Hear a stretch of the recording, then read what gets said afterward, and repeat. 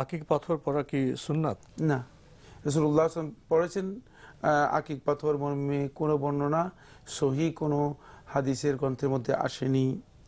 তেমনি আকিক পাথরের আংটি তো পরা যেতে পারে এমনিতে। না, পাথর মানে ওই মানে আংটি সৌন্দর্যের জন্য আকিক পাথর পড়তে পারে, অন্য পাথর পড়তে পারে, এটা সৌন্দর্যের জন্য সুন্নাত হিসেবে নয়। জি, এবাদতের কোনো পরিভাষা এখানে ব্যবহার করা যাবে না। ওটা তো আসে না।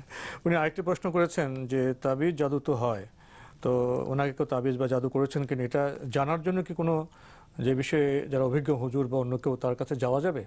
যদি সুন্নাহর অনুসারী হয়ে থাকে তাহলে তার কাছে যাওয়া জায়েজ রয়েছে। কোরআন এবং হাদিসের অনুসরণ যদি করে থাকেন তার কাছে যাওয়া জায়েজ রয়েছে।